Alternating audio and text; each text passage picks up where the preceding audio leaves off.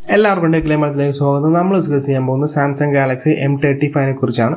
So ഈ smart phone already ബ്രസീലിൽ launch ആയിട്ടുണ്ട്. ഇന്ത്യയിൽ അടുത്താണ് ലോഞ്ച് ആകും, കാരണം സർട്ടിഫിക്കേഷൻ കഴിഞ്ഞിട്ടുണ്ട്. സോ ഫസ്റ്റ് ഓഫ് ഓൾ നമുക്ക് ഇതിന്റെ ഡിസൈനും സ്പെക്കും കണക്ക് നോക്കാം, ഏത് പ്രൈസ് റേഞ്ചിലേക്ക് ഇറങ്ങും നോക്കാം. സോ ഡിസൈൻ്റെ നമ്മൾ നോക്കുവാണെങ്കിൽ 9.1 മില്ലിമീറ്റർ ആണ് തിക്നെസ് വരുന്നത്, 222 ഗ്രാം വെയിറ്റ് വരുന്നത്. സോ അത്യാവശ്യം തിക്കും വെയിറ്റും കൂടിയൊരു ഫോണാണിത്. പ്ലാസ്റ്റിക് ബാക്കാണ് വരുന്നത്, പ്ലാസ്റ്റിക് ഫ്രെയിം ആണ്, side mounted finger print scan ആണ് വരുന്നത്. സോ ടിപ്പിക്കൽ സാംസങ് ഡിസൈൻ ആണ്. ബാക്കിൽ ട്രിപ്പിൾ ക്യാമറ, സാംസങ്ങിന്റെ സെയിം ഡിസൈൻ ആണ്, പുതുമായ കാര്യങ്ങളൊന്നുമില്ല. ഹൈപ്പർ റേറ്റിംഗിന്റെ കാര്യവും പറഞ്ഞിട്ടില്ല, പ്രൊട്ടക്റ്റിന്റെ കാര്യവും പറഞ്ഞിട്ടില്ല, സാംസങ്ങിന്റെ സൈറ്റിൽ പോലും പറഞ്ഞിട്ടില്ല. സോ അതൊന്നും ഇല്ലെന്നാണ് എനിക്ക് തോന്നുന്നത്. സോ ഡിസൈൻ്റെ നോക്കുവാണെങ്കിൽ ടിപ്പിക്കൽ സാംസങ്.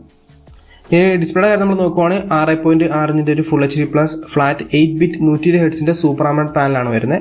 1000 നിറ്റ്സ് ആണ് ബ്രൈറ്റ്നസ്, 240 ഹെർട്സിന്റെ ടച്ച് സാമ്പിളിംഗ് റേറ്റിംഗ് വരുന്നുണ്ട്.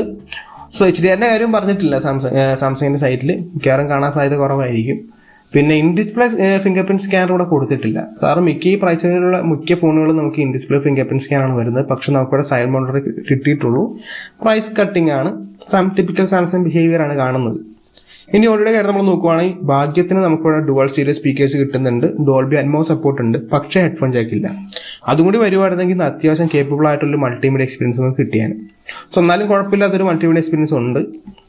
ഇനി പെർഫോമൻസിന്റെ നമ്മൾ നോക്കുവാണെങ്കിൽ സാംസങ്ങിന്റെ തന്നെ Exynos 1380 ആണ് പ്രോസസർ വരുന്നത്. 5 നാനോമീറ്റർ സാംസങ് പ്രോസസറാണ് ബിൽഡ് ചെയ്തേക്കുന്നത്. LPDDR4X റാമും UFS 2.2 സ്റ്റോറേജ് ആണ് വരുന്നത്. ഇതിന്റെ സ്പെക്ക് അവിടെ കൊടുത്തിട്ടുണ്ട്. പിന്നെ ഹൈബ്രിഡ് കാർഡ് സ്ലോട്ട് ആണ്. സോ 2 സിം അല്ലെങ്കിൽ ഒരു സിമ്മിലെ മെമ്മറി കാർഡ് ഇടാൻ പറ്റും. 1 TB വരെ നമുക്ക് ഇവിടെ എക്സ്പാൻഡ് ചെയ്യാൻ പറ്റും. ഇനി ആന്റിറ്റി സ്കോർ നമ്മൾ നോക്കുവാണെങ്കിൽ ടോട്ടൽ സ്കോർ 5,93,369 ആണ്. CPU ആണെങ്കിൽ 1,88,701, GPU 1,35,450. ഈ സ്കോർ കമ്പയർ ചെയ്യുകയാണെങ്കിൽ ഏത് പ്രോസറിന്റെ അത്ര ഉണ്ടെന്ന് ചോദിച്ചാൽ സ്നാപ്ഡ്രാഗൺ 7S Gen 2യുടെ ഓൾമോസ്റ്റ് സിമിലർ പെർഫോമൻസ് ആണ്. GPU ഇച്ചിരി ബെറ്റർ ആണ് Exynos 1380. എന്നാലും ചിലപ്പോൾ ചെറിയ ഹീറ്റിങ്ങിന്റെ സാധ്യത ഉണ്ടാവും, കാരണം Exynos ആയതുകൊണ്ട് ചെറിയ ഹീറ്റിങ്ങിന്റെ കാര്യങ്ങളൊക്കെ കൂടുതലായിരിക്കും, ത്രോട്ട്ലിംഗ് ഒക്കെ ഉണ്ടാവും. പിന്നെ നമ്മൾ OSന്റെ കാര്യം നമ്മൾ നോക്കുവാണെങ്കിൽ One UI 6.1 ആണ് വരുന്നത്. 4 വർഷം ആൻഡ്രോയിഡ് അപ്ഡേറ്റും 5 വർഷം സെക്യൂരിറ്റി അപ്ഡേറ്റും കിട്ടുന്നുണ്ട്. സോ ആ സാംസങ്ങിന്റെ ഒരു ഗുണം തന്നെയാണത്, നമുക്ക് നല്ല സോഫ്റ്റ്വെയർ സപ്പോർട്ട് കിട്ടും. പിന്നെ നമ്മൾ ക്യാമറ കാര്യം നമ്മൾ നോക്കുവാണെങ്കിൽ പ്രൈമറി ഒരു 50 മെഗാ പിക്സലിന്റെ f1.8 ആപ്പച്ചർ വരുന്ന പ്രൈമറി സെൻസർ വരുന്നുണ്ട്. OIS സപ്പോർട്ട് അവിടെ വരുന്നുണ്ട്. 4K 30 FPS ആണ് നമുക്ക് റെക്കോർഡ് ചെയ്യാൻ പറ്റുക. പിന്നെ 8 മെഗാ പിക്സലിന്റെ f2.2 അൾട്രാ വൈഡ് വരുന്നുണ്ട്. 1080p 30 FPS ആണ്. പിന്നെ 2 മെഗാ പിക്സലിന്റെ മാക്രോ വരുന്നുണ്ട്.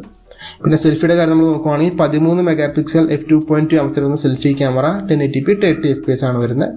ആകെ ഉപയോഗിക്കാൻ പറ്റിയ ക്യാമറ ബാക്കിൽ 50 മെഗാ പിക്സൽ ഉണ്ടാവുള്ളൂ. 8 മെഗാ പിക്സൽ നമുക്ക് അറിയാൻ അതിന്റെ പെർഫോമൻസ് എന്ത് മാത്രം ഉണ്ടാവുന്നു. പിന്നെ സാംസങ്ങിന്റെ ടിപ്പിക്കൽ പ്രോസസ്സിങ്ങും HDR കേപ്പബിലിറ്റീസ് ഒക്കെ ഈ ഫോണിനും കാണും. സോ അത്യാവശ്യം നല്ല ഫോട്ടോസൊക്കെ നമുക്ക് എടുക്കാൻ പറ്റും.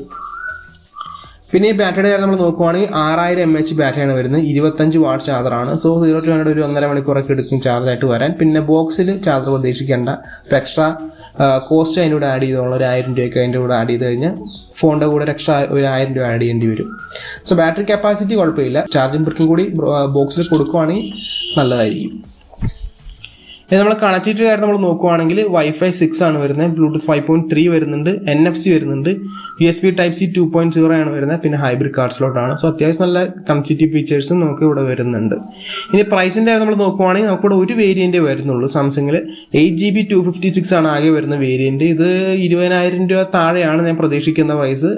എല്ലാവരും അങ്ങനെയാണ് 20K under 20K ആണ് പ്രതീക്ഷിക്കുന്നത്. ആ പ്രൈസ് റേഞ്ചിൽ കുഴപ്പമില്ലാത്ത ഫോണായിട്ടാണ് എനിക്ക് തോന്നിയിരിക്കുന്നത്. ഒരു സാംസങ് യൂസേഴ്സിന് അല്ലെങ്കിൽ പുതിയതായിട്ട് സാംസങ് ഫോൺ എക്സ്പീരിയൻസ് ചെയ്യണമെന്നുള്ള ആൾക്കാർക്കും പറ്റിയൊരു ഫോണായിട്ടാണ് എനിക്ക് തോന്നിയിരിക്കുന്നത്. അങ്ങനെ ഒരു കുറവ് ഈ സ്മാർട്ട് ഫോൺ ഞാൻ കണ്ടില്ല. സോ അത്യാവശ്യം നല്ലൊരു ഫോണായിട്ടാണ് എനിക്ക് തോന്നിയിരിക്കുന്നത്. നിങ്ങളുടെ സജഷൻസും കാര്യങ്ങളും ഒന്ന് താഴെ കമന്റ് ചെയ്യുക. സോ ഗൈസ്, അപ്പോൾ ഇന്നത്തെ വീഡിയോ ഇത്രയോളം. ഇന്നത്തെ വീഡിയോ ഇഷ്ടപ്പെട്ടാൽ ലൈക്ക് ചെയ്യുക, സബ്സ്ക്രൈബ് ചെയ്യുക, hit the bell icon. Future video നോക്കി നെക്സ്റ്റ് വീഡിയോ കാണാം.